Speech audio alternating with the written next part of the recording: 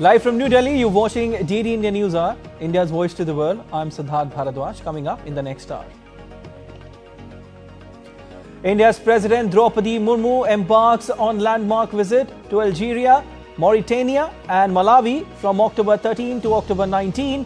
Visit aims to boost partnership with 3 African countries.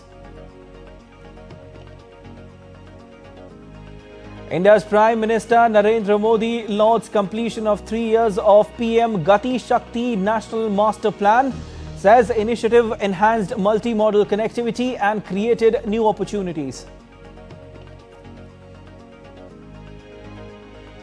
14 nations contributing to peacekeeping force in Lebanon strongly condemn recent attacks on peacekeepers. UNIFIL accuses Israeli army of deliberately firing on its positions. And Australia women will take on India women in the ICC Women's T20 World Cup at Sharjah Cricket Stadium today.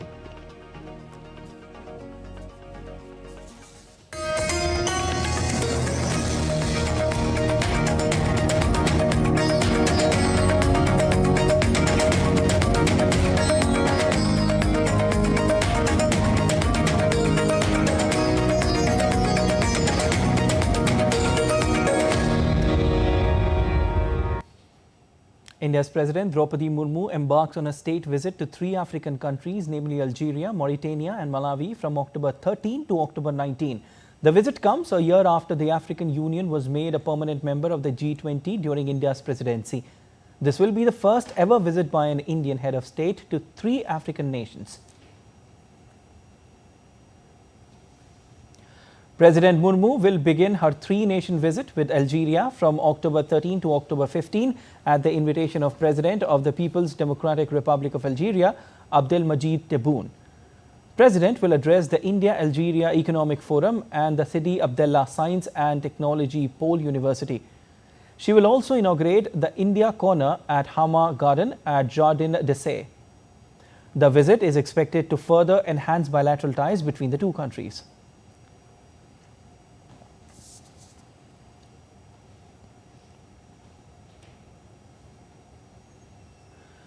On the second leg of her visit, President Murmu will visit Mauritania on 16th October 2024. The visit is taking place at a crucial juncture when Mauritania holds the presidency of the African Union. During the visit, President Murmu will hold talks with her Mauritanian counterpart, Mohammed Ould Sheikh El Ghazouani. The visit will provide further impetus to India-Mauritania bilateral relations. From Mauritania, at the invitation of President of Malawi, Dr. Lazarus McCarthy Chakwera, President Murmu will visit Malawi from October 17 to October 19.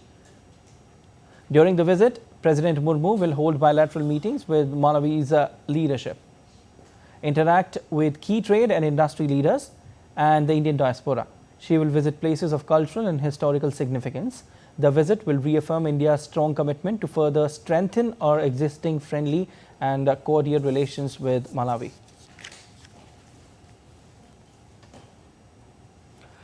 The state visit by President Murmu to Algeria, Mauritania and Malawi is reflective of India's deep desire to strengthen its partnership with countries in Africa. PM GatiShakti National Master Plan for Multi-Modal Connectivity completes 3 years on Sunday. Launched on October 13 in the year 2021, the scheme achieved significant milestones in transforming the country's infrastructure landscape. The scheme helped in boosting the pace of development of the country. The scheme constitutes of 7 engines including road, railways, airports, ports, public transport, waterways and logistics infrastructure.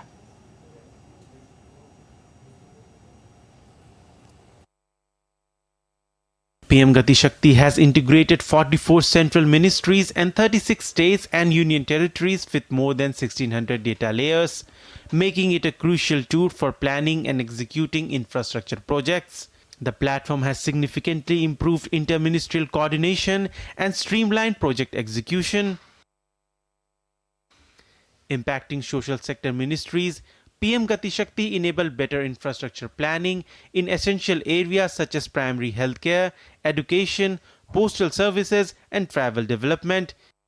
ensuring that even remote and underserved areas are part of India's infrastructure growth story. While in a unified approach under PM GatiShakti National Master Plan, platform states have streamlined their capital investment for accelerating infrastructure development.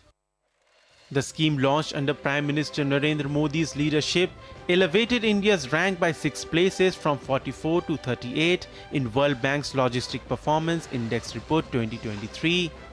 The PM GatiShakti's data-driven approach is powered by GIS-based tools and a real-time monitoring system that enables faster and more informed decision-making.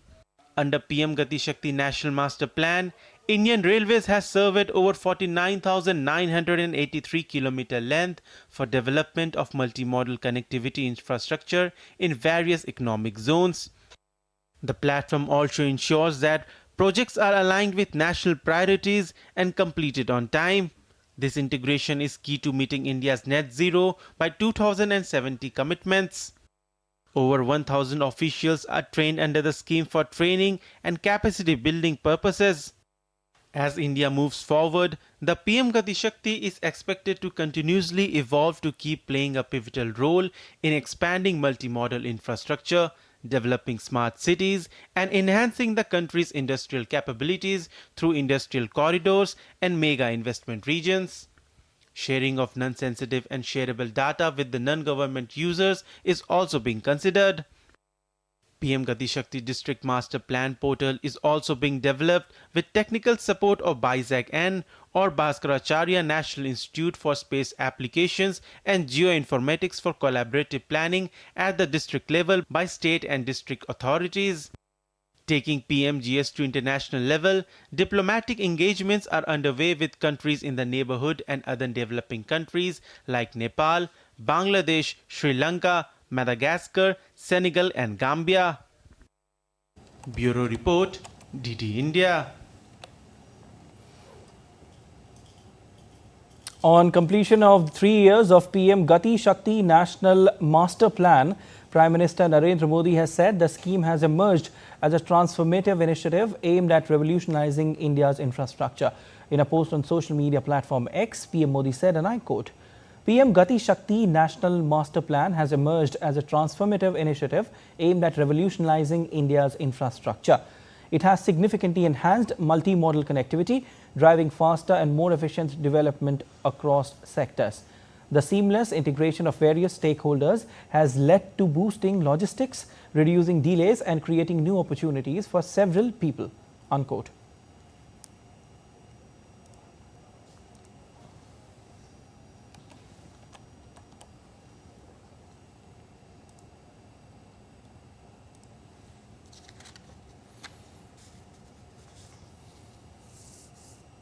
All right, and to discuss more on this, I've been joined by Professor Dr. Manoj Chaudhary, is Vice Chancellor, GatiShakti Vishwavidyalaya. Sir, first of all, a very warm welcome to the broadcast. Good afternoon, sir. Very good afternoon. PM GatiShakti National Master Plan for Multimodal Connectivity has completed 3 years. PM Modi also hailed it. Let me begin with some of its achievements in various sectors. Department of School Education and Literacy used the NMP portal to link PM Shri schools with the local industries for district-specific skill training. The Ministry of Health and Family Welfare identified internet shadow areas and mapped sites for new healthcare facilities using NMP. Also, the Ministry of Skill Development and Entrepreneurship utilized NMP to identify suitable locations for new training institutes near economic clusters. These are some of the achievements.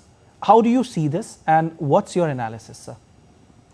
Yeah, I'm very happy that today we have completed 3 years of PM GatiShakti National Master Plan.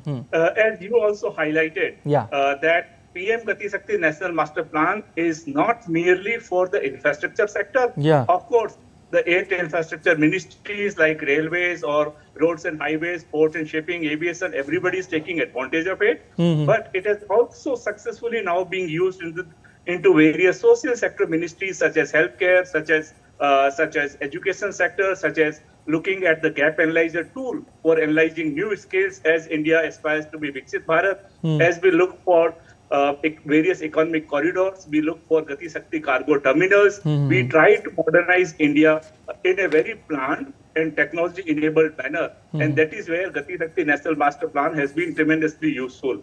If you merely look at the data within last 3 years, more than 200 projects worth 15.39 lakh crore have been evaluated through it. We look at the transformation that is happening in the railways, the speed at which national highways are getting constructed, the rapid progress in the aviation sector that we see, or the upcoming ports modernization, whether it is happening, or the upcoming Vadhavan port that we see. Every single sector in the infrastructure sector today is leveraging the PM GatiShakti National Master Plan. This is an important tool based on GIS imaging, latest technological advancements such as artificial intelligence. Sir, what did you just mention? The imaging, GIS imaging?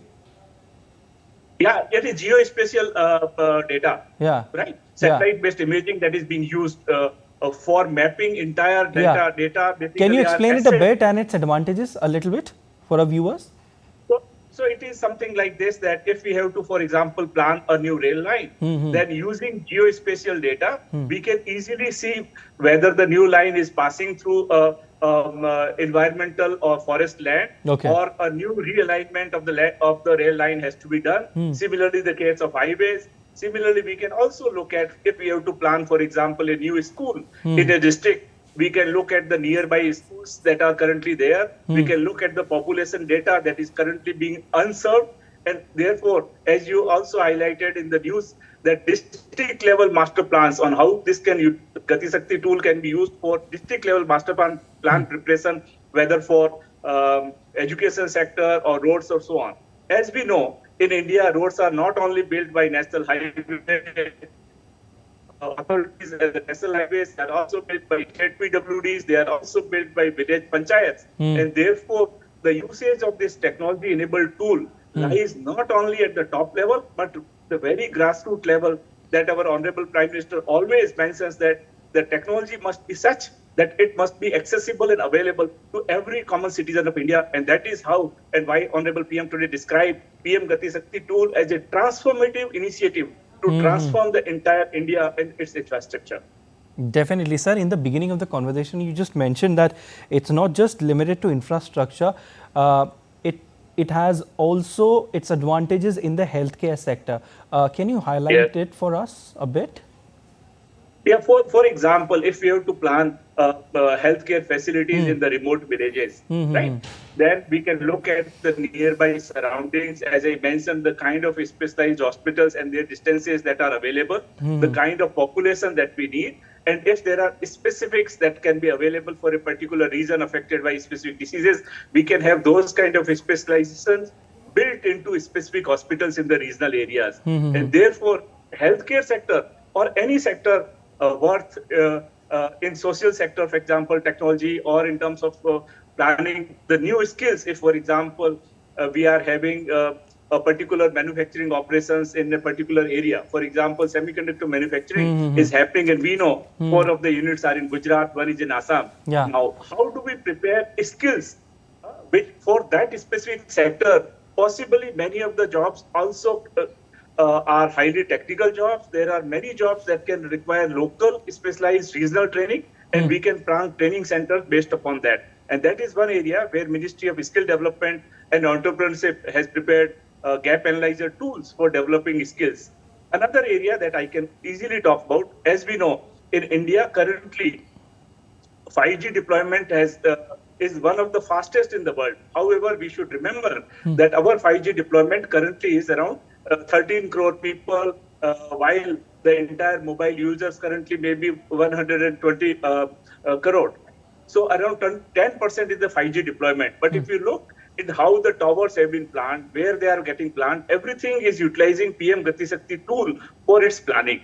So this tool is not merely the data, it provides a very useful insight to the decision makers. It allows the people to prepare detailed project reports. It allows people not only prepare reports, but to have an effective monitoring and implementation, so that cost overruns and the schedule delays that were the norms that were happening earlier with all of the infrastructure projects actually can be minimized.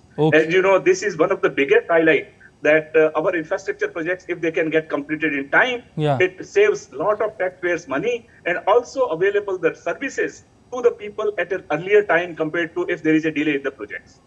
Okay, since you just mentioned infrastructure, sir, I want to ask you that how does PM GatiShakti, NMP, it address sustainability and environmental concerns when it comes to infrastructure development?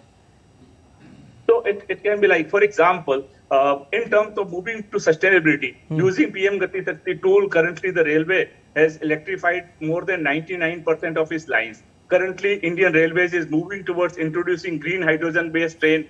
Currently, in Indian Railways, we are looking at specific economic corridors for energy, minerals, and cement. We are looking at Rail Sagar Pariyojana for connecting the specific locations which are related to the specific economic needs.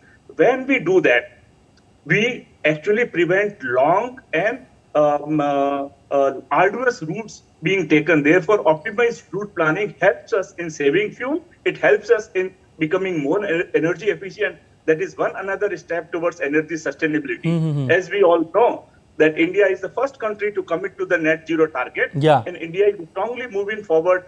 For example, another instance I will give you, how do we plan and prepare the renewable energy segment? Where a lot of wind energy will be there, where a lot of solar energy will be there. So much of this actually is today getting planned using PM GatiShakti tool. And that is where contribution to various such sectors, whether they be telecom, they be power in terms of petroleum and natural gas, or railways, or aviation, or highways, or social sectors that I mentioned, this tool, actually the PM GatiShakti tool has been a transformative tool. And I must also add that today, at GatiShakti Vishwavidyalaya, which is India's only university in the transportation and logistics sector, we have already prepared 15 hours of course material with specific modules on various aspects of GatiShakti in terms of how data management system work, how it is integrated with cloud, how artificial intelligence will be leveraged to do area development, to do infrastructure sector, to do social sector. And this, now we are launching this program for the entire 50,000 civil services officers in whole of India, and therefore transforming India.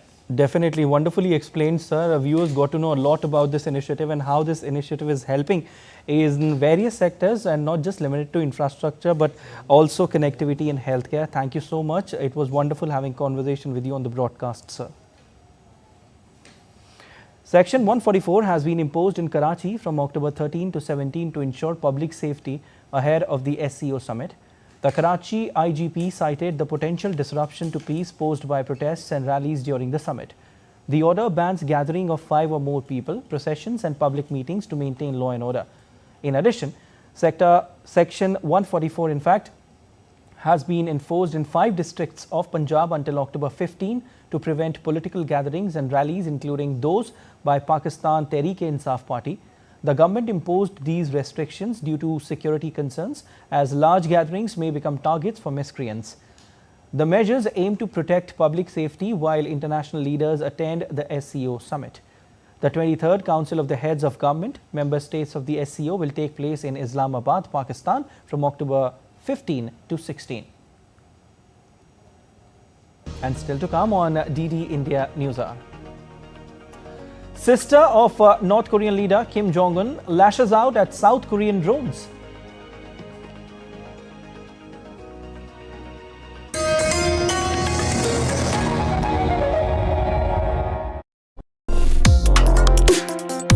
Complex issues, hidden agendas, twists and turns, strategic games. We think all dots are linked. We just need to connect them. Join me every week as I connect the dots to unravel hidden designs in statecraft, mysteries, and decode issues that matter to you. Watch Connecting the Dots with me at these times on DD India.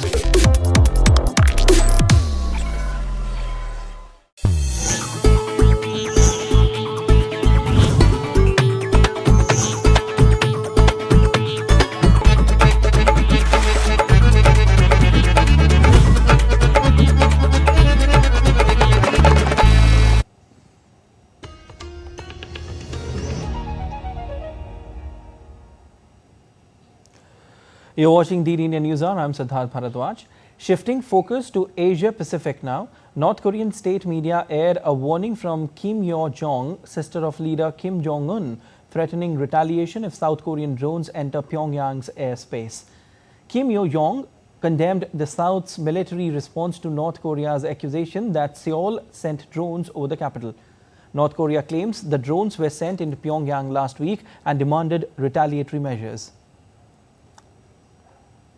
The moment that a drone of South Korea is discovered in the sky over our capital city once again will certainly lead to a horrible disaster. Even the leaflets scattering over the capital city of the opposite country will be regarded as a grave politically motivated provocation and an infringement upon sovereignty. But the fact that means which carried their leaflets is the very drones is the core of the seriousness of the recent incident. In response, South Korea's military said it could not confirm the North's allegations. This comes amid heightened tensions with North Korea sending trash-filled balloons into South Korea. Pyongyang claims these balloons are in retaliation for South Korean activists sending aid and anti-regime leaflets into the North. Moving to the next big story of the day, 40 nations that contribute to the UN peacekeeping force in Lebanon on Saturday said that they strongly condemn recent attacks on the peacekeepers. Backing the statement, India joined the troop contributing countries in the UN Interim Force in Lebanon, or UNIFIL, and has expressed its alignment against the Israeli military's actions that have wounded 2 UN peacekeepers in Lebanon. The permanent mission of India to the UN in New York stated on X, as a major troop contributing country, India fully aligns itself with the joint statement issued by the 34 UNIFIL troop contributing countries. The safety and security of peacekeepers are of paramount importance and must be ensured in accordance with existing UNSC resolutions. The Polish UN mission in a social media post said that such actions must stop immediately and should be adequately investigated.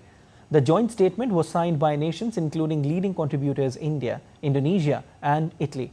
Signatories also include Ghana, Nepal, Malaysia, Spain, France and China, all countries that have contributed several hundred troops to the force. At least 5 peacekeepers have been wounded in recent days as Israel takes its fight against Hezbollah into southern Lebanon. The peacekeeping mission, UNIFIL, has accused the Israeli military of deliberately firing on its positions. According to the statement, the 40 contributing countries reaffirmed their full support for UNIFIL's mission and activities, whose principal aim is to bring stabilization and lasting peace in South Lebanon as well as in the Middle East. The countries urged the parties of the conflict to respect UNIFIL's presence, which entails the obligation of guarantee the safety and security of its personnel at all times. Hezbollah on Sunday said it was fighting Israeli forces trying to infiltrate Ramea village in southern Lebanon as a 3rd UN peacekeeper was wounded in Israel's escalating conflict with the Iran-backed Lebanese group. Israeli strikes have shook the peacekeepers' main base in southern Lebanon, prompting UN Secretary General Antonio Guterres and Western countries to condemn the attacks. The UNIFIL force called it a serious development and said the security of UN personnel and property must be guaranteed. France summoned Israel's ambassador and issued a statement with Italy and Spain calling such attacks unjustifiable. US President Joe Biden said he was asking Israel not to hit the UNIFIL forces. Russia said it was outraged and demanded Israel refrain from hostile actions against peacekeepers. As West Asia remains on edge, US Defense Secretary Lloyd Austin, in a call with Israeli Defense Minister Yoav Gallant, expressed deep concern about reports that Israeli forces had fired on UN peacekeeping positions in Lebanon in recent days and urged Israel to ensure safety for them and the Lebanese military. Austin also reinforced the need to pivot from military operations in Lebanon to a diplomatic pathway as soon as feasible. Meanwhile, Israel ordered more evacuations and targeted a new location in northern Lebanon on Saturday. The Israeli military said Hezbollah had fired nearly 320 projectiles from Lebanon into Israel on Saturday. Israel's military ordered residents of 23 southern Lebanese villages to evacuate to areas north of the Awali River, which flows from the western Bekaa Valley into the Mediterranean. It declared areas around some towns in North Israel closed to the public. The Israeli military said evacuations were necessary for the safety of residents due to increased Hezbollah activities, claiming the group is using sites to conceal weapons and launch attacks on Israel, while Hezbollah denied concealing weapons among civilians. Hundreds of Palestinians residing in northern Gaza were seen fleeing the north on Saturday. Israel has been pursuing an offensive in recent days, sending its troops into Jabalia, the largest of Gaza's 8 historic refugee camps, and the nearby towns of Beit Hanun and Beit Lahia. Families of Israeli hostages held by Hamas since October 7 gathered in Tel Aviv on Saturday night after Yom Kippur, the holiest day in Jewish calendar, drew to a close. Around 1,000 protesters demanded the government secure the release of their loved ones after nightfall. Yom Kippur is a day of atonement when Jews seek forgiveness by fasting and praying. The conflict began after a Hamas-led terrorist attack on October 7, 2023 on southern Israeli communities in which 1,200 people were killed and about 250 were taken hostage, 101 still remaining as hostages.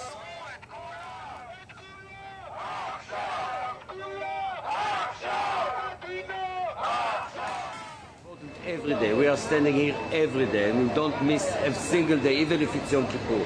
The hostages are still there. There's no break for them. It's not like it's holiday, so the conditions are different.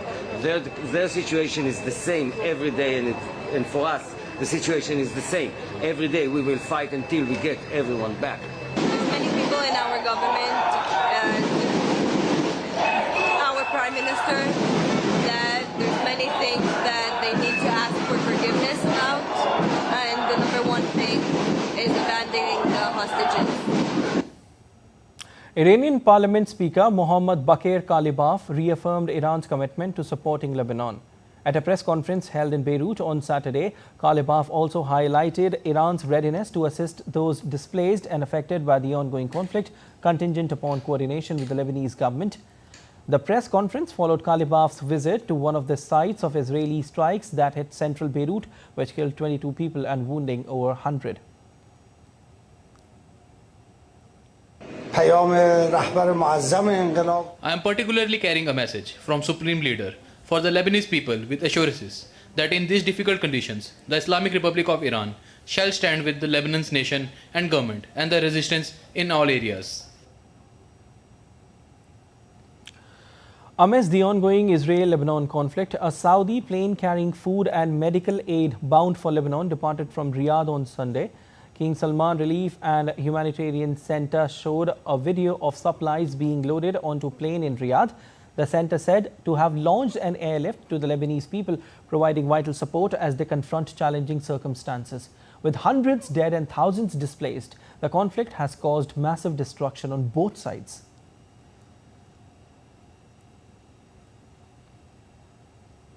Moving on, U.S. Vice President and Democratic presidential candidate Kamala Harris has said that her Republican rival Donald Trump is showing a lack of transparency by not releasing health records.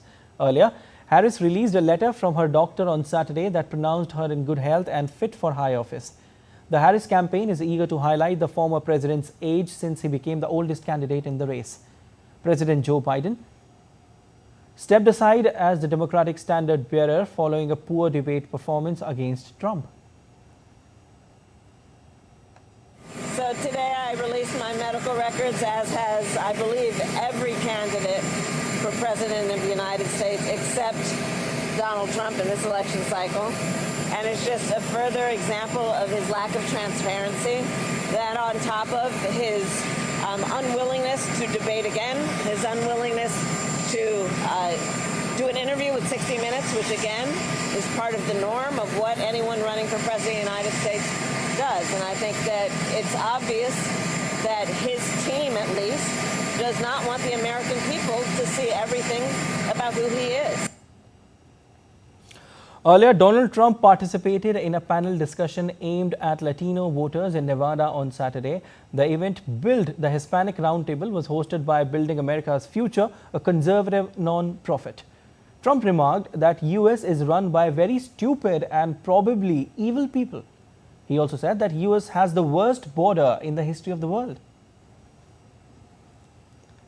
No excuse for this. We have the worst border in the history of the world. There's never been a border in the history of the world like this. If it was a third world country, because they had no border like this, because they'd fight them off with sticks and stones if they had to.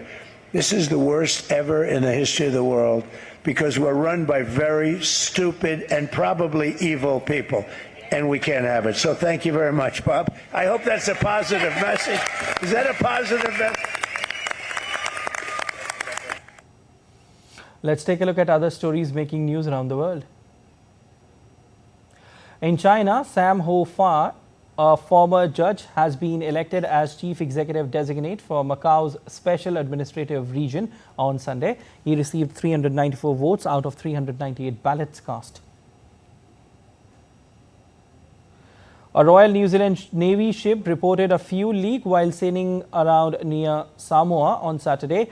According to the New Zealand Defence Force, initial estimations indicate that up to 2 lakh litres of the 9 lakh litres of fuel on board had the potential to leak from the vessel tank.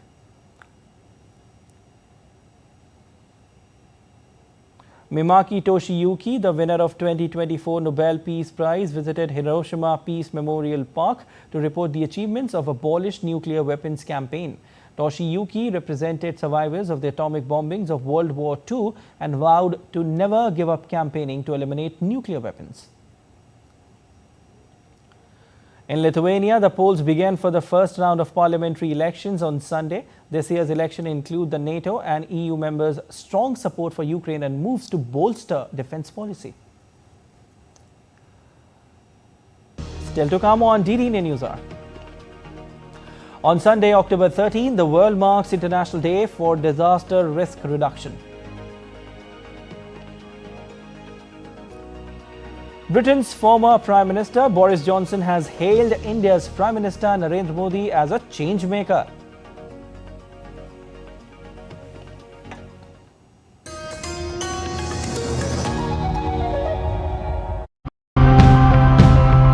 Extreme weather events are going to get more frequent and intense. What can we do? Here are some ideas. In each of the grid, we installed rain gauges, and we identified local people from the villages, and these people were given training how to measure rainfall, and every day these farmers used to give rainfall data into a WhatsApp group that we had created called Wayanad Weather Forecast. Sweden started very early to cut out fossil fuels from our energy mix, so that also shows that big, bold changes are possible. There are 5 to 6 families who have joined us on this journey towards self-sufficiency. We also exchange products and goods.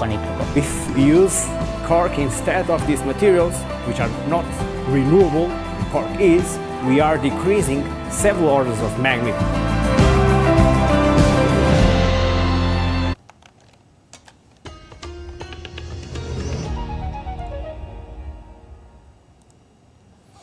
You're watching DD India News Hour. I'm Siddharth Bharadwaj.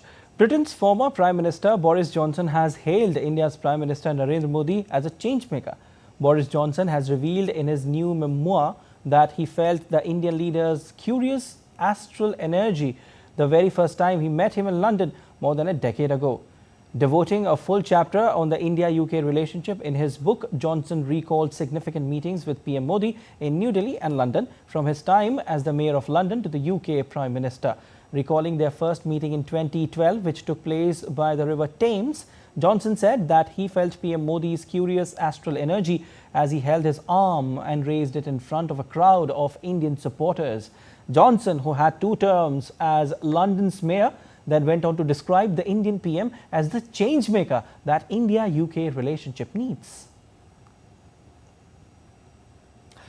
Noted Indian-American journalist Fareed Zakaria has said that India's Prime Minister Narendra Modi can play a constructive role in brokering peace between Russia and Ukraine. Zakaria said, and I quote, "The war in Ukraine is frozen. There are very few parties who have the credibility to talk to both sides. If Prime Minister Modi were to propose some kind of situation where he acts as an intermediary, I think he could play a very constructive role." Zakaria told to India Today TV that this is his great opportunity to be a global statesman should he want it. I think he would have to get energetically involved, and he would have to be willing to really be an honest broker. I think he has the platform, he has the potential and the diplomatic skills to do it. Israeli Prime Minister Benjamin Netanyahu has expressed condolences over the demise of industrialist Ratan Tata. In a social media post, Netanyahu addressed Indian Prime Minister Narendra Modi, highlighting Tata's contributions to India and his role in fostering Israel-India relations. He extended his sympathies to Tata's family and praised the industrialist's lasting legacy. Benjamin Netanyahu wrote, and I quote, "To my friend, Prime Minister Narendra Modi, and I and many in Israel mourn the loss of Ratan Naval Tata. I beg your pardon, Ratan Naval Tata, a proud son of India and a champion of the friendship between our two countries. Please convey my condolences to Ratan's family. In sympathy, Benjamin Netanyahu."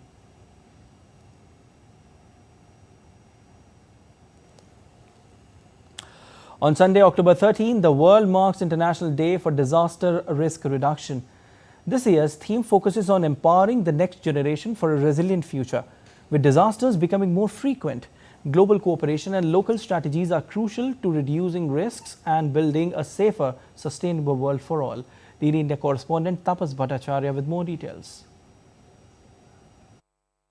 A rapidly warming planet poses an urgent threat to life on Earth. On October 13th, the world observes International Day for Disaster Risk Reduction, a reminder for nations to assess their vulnerabilities and build resilient strategies.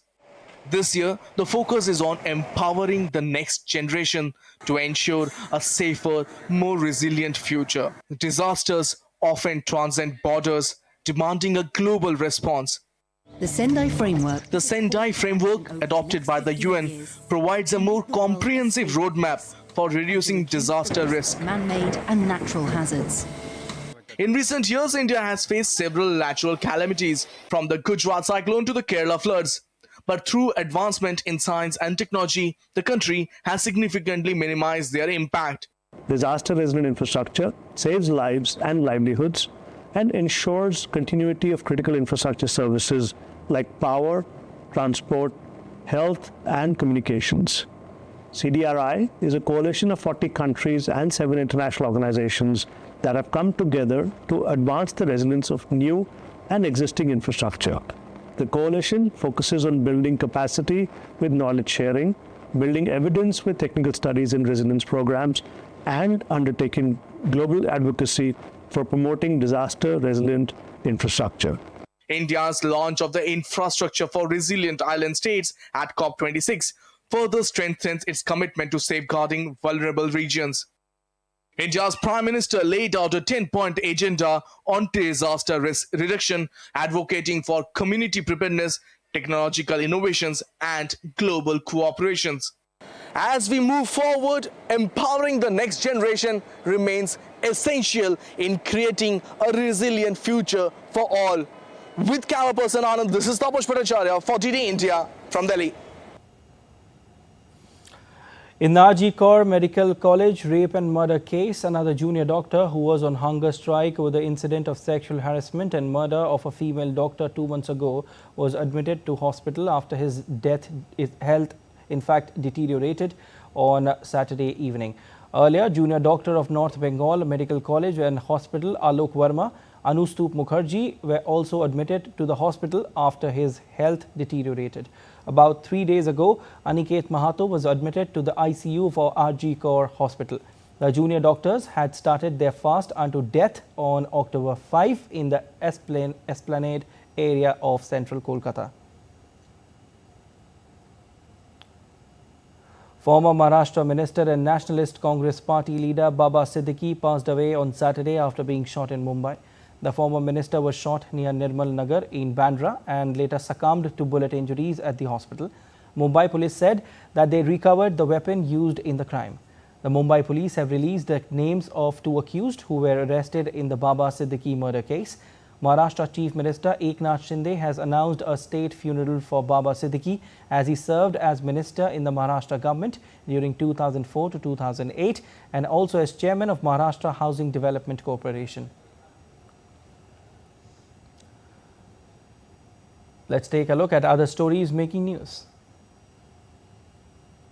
In order to mark the United Nations Day, the Government of India has urged all the central departments and administrations in states and union territories to hoist the flag of United Nations together with national flag above all the prominent buildings in the nation. The instruction in fact includes areas where the flag of United Nations will not to be hoisted. United Nations Day will be observed on October 24th.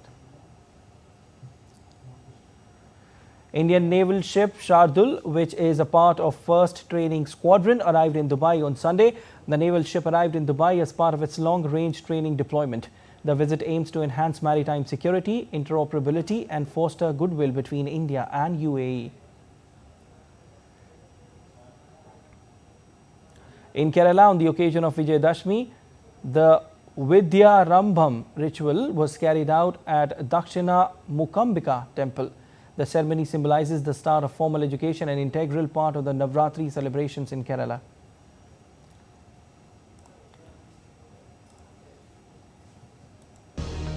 And still to come on DD India News Hour. US Federal Aviation Administration approves SpaceX Starship 5 flight set for Sunday. India becomes 3rd largest supplier to UNICEF organization's health and Russian support for children worldwide.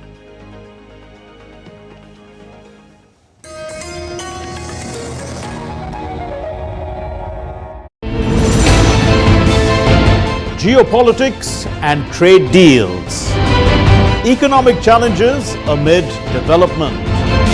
Hard work and the path to prosperity. It's the economy, always. Between walkers, money is what money does and says.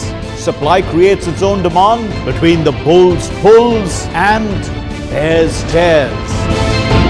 When supply chains globalization and India rises to the podium. We'll get you centered with the economic brief at 8 p.m. every Thursday on DD India.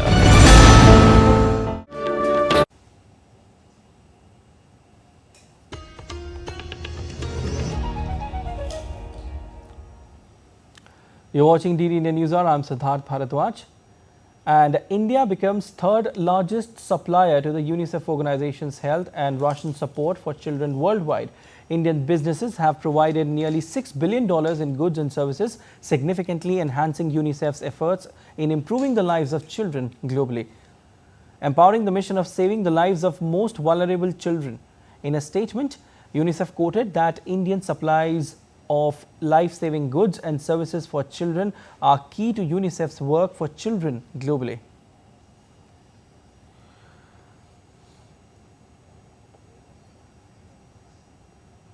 Updates from business world now.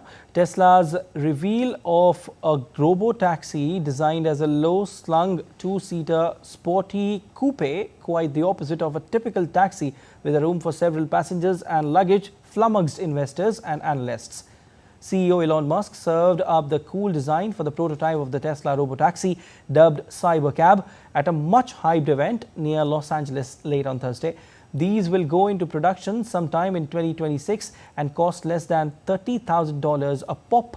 Investors jeered the design and the lack of financial detail, with Tesla stocks tumbling 9% on Wall Street on Friday. Experts said robotaxis would best emulate regular taxis with plenty of room, a tall design and sliding doors. Google has asked a California federal judge to pause his sweeping court order requiring it to open up its App Store Play to greater competition. In a court filing, Google said U.S. District Judge injunction order, which goes into effect on November 1st, would harm the company and introduced serious safety, security and privacy risks into the Android ecosystem. The tech giant, a unit of Alphabet, asked the judge to stay the order while it pursues an appeal. The judge issued the injunction on October 7 in a case brought by Fortnite maker Epic Games, which persuaded a federal jury last year that Google was illegally monopolizing how consumers download apps on Android devices and how they pay for in-app transactions. United States Federal Aviation Administration approved a license for the launch of SpaceX's Starship 5 set for Sunday after earlier saying it did not expect to make a decision until late November. SpaceX is targeting Sunday for the launch and said a 30-minute launch window opens at 1200 GMT.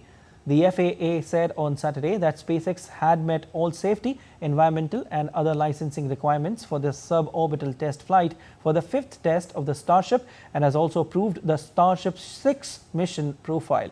The Starship spacecraft and Super Heavy rocket are fully reusable system designed to carry crew and cargo to Earth orbit, the Moon and beyond. The 5th test flight of Starship Super Heavy from Boca Chica, Texas, includes a return to the launch site of Super Heavy booster rocket for a catch attempt by a launch tower and a water landing of the Starship vehicle in the Indian Ocean west of Australia.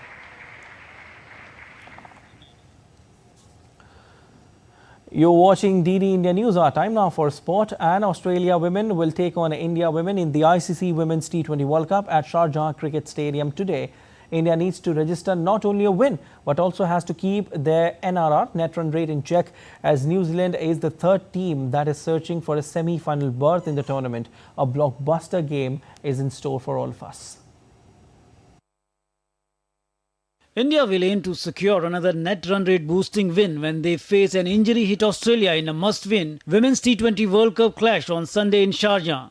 Australia, with 6 points from 3 matches and a strong net run rate of plus 2.786, are almost assured of a semi-final spot. Meanwhile, India, New Zealand and Pakistan are battling for the remaining spot. Australia's victory over Pakistan on Friday came with a cost. Skipper Alyssa Haley suffered an acute foot injury, while fast bowler Tyler Vlamnik dislocated her shoulder. Both are likely to miss crucial game on Sunday. India's 82-run win over Sri Lanka, their biggest in tournament's history, not only boosted their net run rate but also lifted them to second place in Group A. India now sit on 4 points behind undefeated Australia. To keep their knockout hopes alive, India must win, as New Zealand, with 1 game in hand, can also reach 6 points. If New Zealand win their remaining games, net run rate will decide the semi-final spots. India currently has a plus 0.567 net run rate, while New Zealand lags behind at minus 0.050. If Pakistan beat New Zealand and India lose to Australia, all three teams could end up on 4 points, making net run rate crucial again. Sports Desk, DD India. All right. And DD India correspondent Narayan Singh joins us to give us more details on what can happen in the match and also India's performance. Hi Narayan, a very good evening to you. Certainly, one thing which I want to say is that a blockbuster game is certainly in the store. That's one thing. But there are some challenges in front of Team India. You know, the first, that they have to win this match. The second, they have to also keep their net run rate in check. How do you analyze this encounter, Narayan, keeping in mind the fact that Australia is a very strong team? Siddharth, there are many permutation and combination about this match. It also remains on the results of the other teams. But India here wins by a margin of 61 runs against Australia. Then definitely they will cross the net run rate of the Australia. Currently, the Australia has a positive run rate, net run rate of plus 2.786, while India's net run rate, that is also positive, plus 0.576, while New Zealand's run rate is 0.282. So in that scenario, if India today wins by a margin of 61 runs, definitely they will move ahead of the Australia's run rate and they will be at top of the table. But other thing is that if somehow the things don't go according to their plans, according to the situation, then they have to rely on the result of the New Zealand's final match that will be played against Pakistan, and we have to see the result, what the result of that match. If New Zealand also has 4 points after winning 2 matches from the three matches they played, and if in case New Zealand wins their final match against the Pakistan, they will also have the 6 points. And if India also wins today's match, they will also have 6 points. In that scenario, the net run rate will come into the play, and in that scenario, we need it's the need of the hour for the Indian team to win today's match by a big margin. If India loses this match, they will be on 4 points from the 4 matches. And if New Zealand also lose their match against Pakistan, then they too have the 4 points. In that scenario also, the net run rate will come into the play. So all in all, India need a big margin. The kind of cricket they played, especially against the Sri Lankan team, where the openers especially played a wonderful knock, and that was lacking before in the tournament. And all will depend upon Harmanpreet Kaur. We saw the version of the Harmanpreet Kaur as a Hammerpreet Kaur in the match against in the previous match against the Sri Lankan team. Definitely. So we need a Hammerpreet Kaur in this match. Hammerpreet Kaur. All right, that's a okay. Narayan, that's a new term which I'm hearing it from your side. Hammerpreet Kaur. All right, let's hope that Harmanpreet Kaur becomes Hammerpreet Kaur today. And in fact, not just Harmanpreet Kaur, Narayan, all the other players in the team, we certainly hope that they give their 200% and come out with flying colours in today's match, because it's very crucial for them, today's encounter. But wonderfully, analysed the match. Thank you so much, Narayan. We leave it there.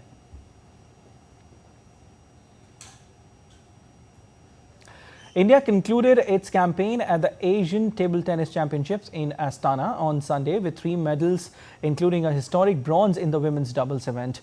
India bagged the bronze medal after Ayhika Mukherjee and Sutirtha Mukherjee lost to Japan's Miwa Harimoto and Miyu Kihara in semi-finals. Earlier, the Indian women's team had secured a historic bronze in the team event. In the men's category, India secured another bronze, their 3rd in the tournament. World number 1 Yannick Sinner defeated 24-time Grand Slam champion Novak Djokovic 7-6, 6-3 on Sunday to win the Shanghai Masters. Sinner took a crucial break in the 4th game of the 2nd set to defeat the Serb to deny him a 100th career singles titles. US Open and Australian Open champion Sinner, who levelled his head-to-head record against Djokovic at 4-4, has won 7 ATP titles this year. He has ensured the year-end number 1 ranking earlier this week.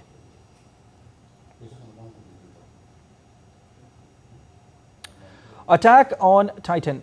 The musical premiered in Osaka and Tokyo in Japan in January 2023. It premiered this weekend in New York. The New York premiere is Attack on Titan, the musical's first overseas production. It began from October 11th and runs till Sunday, the 13th of October at the New York City Center. The musical is based on one of the best-selling manga series of all time, with 140 million copies sold worldwide.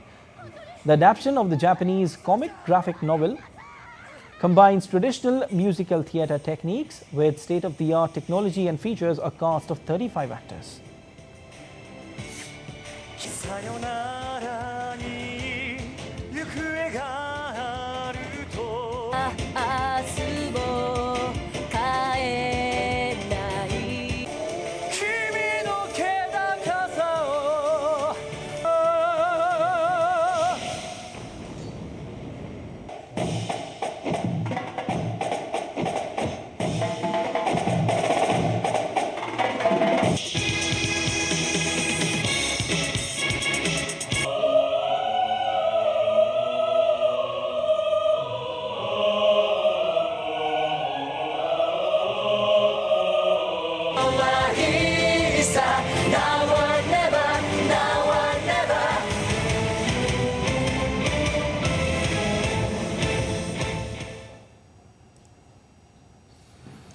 That's all for this edition of DD India News Hour, but let us know your thoughts on the news of the day. For those on the go, you can get all the latest news and updates from India and across the world on DD India mobile app. The app is available on both Android and iOS platforms, and you can scan the QR code on the screen to download now. We'll be back with more news as it breaks here on DD India. I'm Siddharth Bharadwaj from all of us here in Delhi. Thanks for watching DD India News Hour.